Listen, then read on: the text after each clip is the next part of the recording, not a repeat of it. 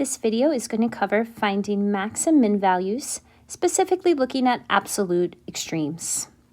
So I want to start by giving you some definitions and showing you a graph. I have a graph of a continuous function on a closed interval, so it has two endpoints.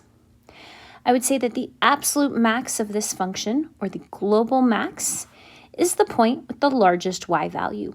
In my example, it happens to occur at one of the endpoints.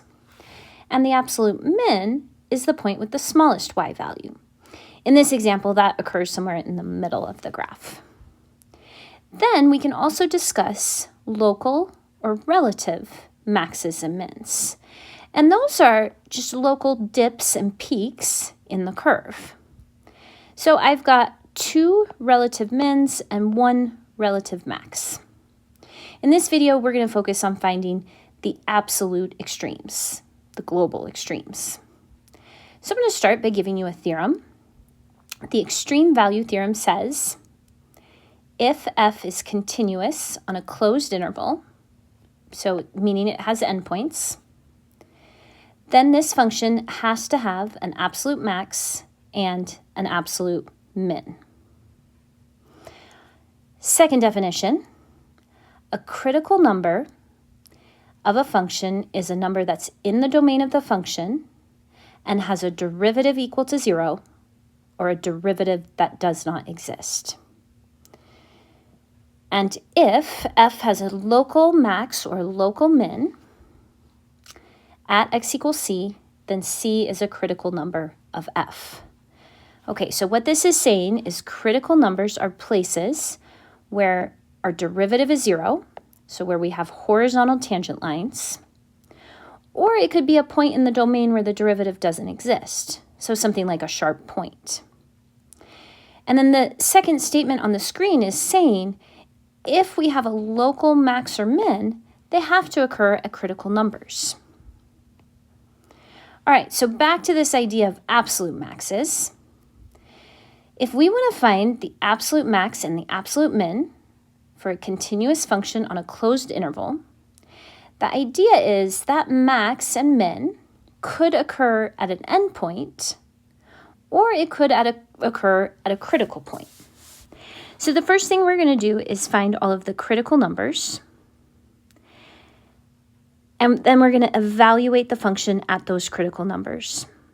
Then we're going to evaluate the function at our endpoints. The largest of these values will be our absolute max, the smallest will be our absolute min. And you can see in my example, the absolute max did occur at an endpoint, and the absolute min is also a relative or a local min. It's a place where there's a horizontal tangent line. So let's start by finding the absolute max and the absolute min of the function f of x equals 4x to the third minus 15x squared plus 12x plus 7 on the interval from 0 to 3. I start by finding the derivative. I got 12x squared minus 30x plus 12.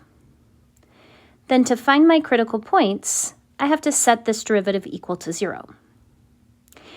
Note that because I have a polynomial, and my derivative is a polynomial, there are no places where the derivative doesn't exist. I'm not going to get any sharp points. This derivative exists for all real numbers. So for my critical numbers, all I have to worry about is where does this derivative equal 0. I've got a common factor of 6, so I'll pull that out first, and I'm left with 2x squared minus 5x plus 2. I'm going to see if I can factor that. Let's see, 2x squared would be 2x and 1x. And then if I look at the 2, that's 2 times 1. So if I want the middle to add up to a negative 5x, if I make both of these negative, inner terms are negative 1x, outer terms are negative 4x. Yep, that works. That adds up to negative 5x. So then that means 2x minus 1 could equal 0, or x minus 2 could equal 0. And if I solve for x, I get critical numbers, or critical points, at x equal 1/2 and x equal 2. So now I'm going to make a table of values I'm going to include my endpoints. So the endpoints of my interval were 0 and 3. And both of my critical points lie in that interval. 1/2 and 2 are between the 0 and 3. So then we take these x values and we're going to plug them into our original function, the 4x cubed minus 15x squared plus 12x plus 7. I plugged in x equals 0 and I got x equals 7. Y equals 7. Then I took x equal 1/2, plugged that into my original function. I got y equals 9.75. When x is 2, y was 3. And when x was 3, y was 16. And then I just look at my y values. The largest y value is 16. That's my absolute max. And the smallest y value is 3. So that's going to be my absolute min. Here's another example. Find the absolute max and absolute min of the function f of x equals x squared plus 2 over x on the interval 1/2 to 2. So I have to find my derivative first so I can find those critical points. I notice that 2 divided by x is the same as 2x to the negative 1. So that means my derivative would be 2x. And then I bring down the negative 1, so negative 2x to the negative 2. I'm going to rewrite that as minus 2 over x squared. All right, so we're going to set this derivative equal to 0. 2x minus 2 divided by x squared equals 0. There's a couple ways you can solve this, but I like getting a common denominator. So I'm going to take the 2x over 1 and multiply the top and bottom by x squared.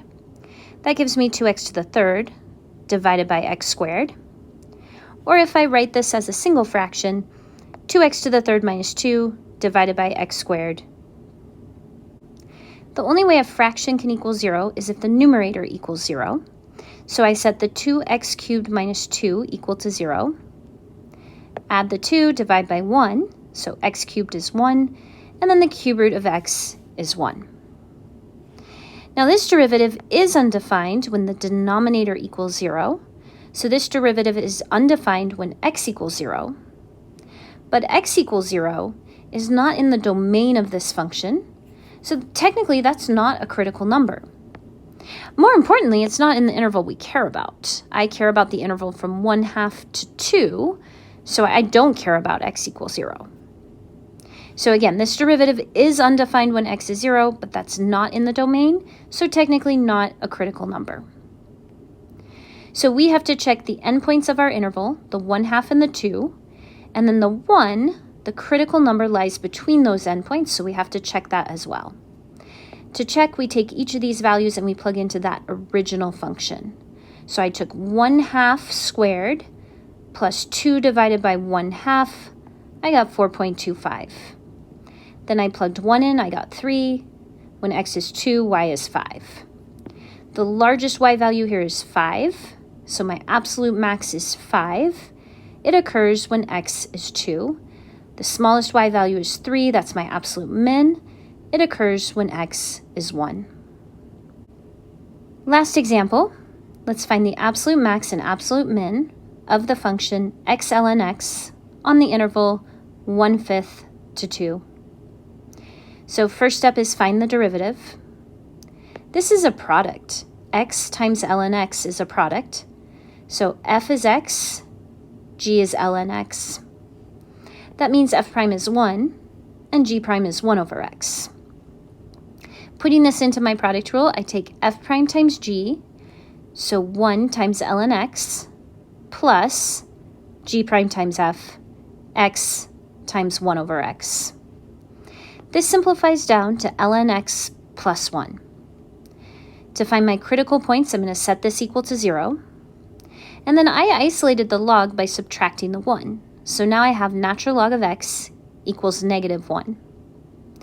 We can rewrite this in exponential form, or we could raise both sides, or take e to the power of both sides, I should say. And e to the ln x, those are inverse functions, they undo each other. And I'm left with x equals e to the negative 1. So my critical number is e to the negative 1. I put that into a calculator just to make sure it actually lies in this interval. I got 0.37. That is somewhere between 1/5 and 2. So that means I will check my endpoints, 1/5 and 2, and my critical number of e to the -1, which is the same as 1 over e. I took each of these values and I plugged them into my original function. I wrote my answers as decimals so that I could compare them. When x was 1/5, I got a y value of -0.32. When x was 1 over e, I got -0.37. When x was 2, I got 1.39. So the largest of those y values is my absolute max, and the smallest is my absolute min. So absolute max occurs at the point 2, 1.39. Absolute min at the point 1 over e, negative, I think that's actually 1 over e, -1 over e. That was my last example. As always, let me know if you have any questions about this video.